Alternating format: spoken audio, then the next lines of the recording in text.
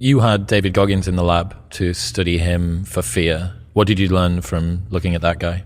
Yeah, David's great. I always chuckle with David because, the one thing about David is what you see on social media is actually what you get when you interact with David. We worked long hours one day and everyone was ready to tap out. This was a bunch of people in Silicon Valley for a day, doing some workshop type thing. And he was changing into his running shorts midway. He was going to run to the airport, and he ran to the airport as far as I know. To get his flight? I believe so, But there was this moment of, should we continue? Should we take a break? And he was like, no, let's keep going. Everything you see and read and hear about David is exactly how he shows up. It's really wonderful. He came to the lab and he did, we have a virtual version of the shark thing, which of course is not the same as the real experience. But for people who are afraid of sharks, it's quite scary for them and allows us to study fear. David he's very afraid of sharks, which was sort of amusing to me, given that as a SEAL, he had to spend a lot of time in water. But he was first one in, wanted to do the VR, talked about how he didn't like it, but that's why he did it. Constant testing himself. In fact, I think even though David's quite successful, and has many, many options of how to spend his time, I believe this is correct. I think right now he's doing fire jumping. He's fighting fires in the wilderness by zip lining in or fast lining in or jumping out of planes.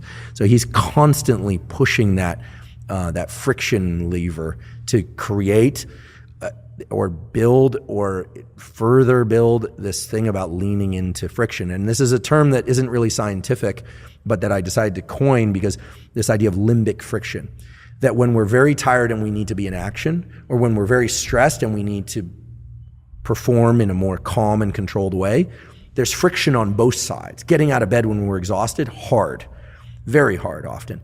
Leaning into action in a calm and deliberate way when we're freaking out, like going to give a public lecture if one has fear of public speaking, also hard. So this limbic friction, and David just seems to seek what I call limbic friction in every domain of life. Is that like exposure therapy for limbic friction then?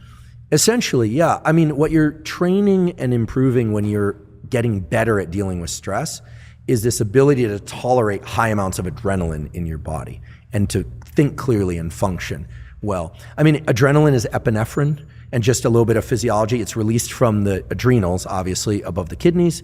That gets your body organs amped up and energized. It can't cross the so-called blood-brain barrier. You have a high restriction fence that we call the blood-brain barrier around the brain. Keep bad molecules out. Adrenaline, therefore, is released also within the brain from a little cluster of neurons called locus ceruleus. The name doesn't matter. So when you are stressed, your brain and your body both wake up, and that adrenaline hijacks certain systems, narrows your visual focus, et cetera, et cetera. If you look at almost all stress inoculation protocols, cold water, ice bath, cold shower, cyclic hyperventilation, those all do the same thing. They generate a lot of adrenaline release in the brain and a lot of adrenaline release in the body. But it's different if the adrenaline in the brain and body is evoked by you, that you did it. Because under conditions under which you did the ice bath deliberately and now you're wide awake and really, really alert, there's this feeling that you have options. It wasn't done to you, but you can train up an ability to, for instance, think clearly and calmly. Maybe even do some simple math problems in your head, or maybe try and relax while there's all this adrenaline in your system. And that carries over so that when we've all done it, you're driving along, the person in front of you stops short, and you're almost in the accident, right? There's that moment where you could panic, or that moment where you could, road rage, or that moment where you could freak out. But if you are familiar with the feeling of adrenaline in your brain and body, you navigate that in a calmer way. How? Well, because adrenaline is generic. There's no adrenaline for the car crash, adrenaline for the heights, adrenaline for the relationship situation. It's all the same. So we can get better. We can raise our stress threshold, as I like to refer to it. And that can be done through cold water or cyclic hyperventilation, ideally not at the same time.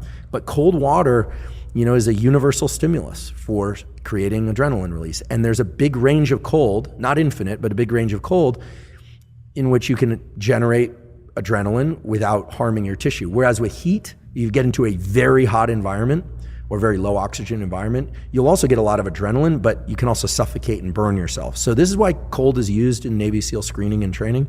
And this is why I think so many people really like the ice bath and cold showers. It has a bunch of other positive effects, but it is a great trigger for adrenaline.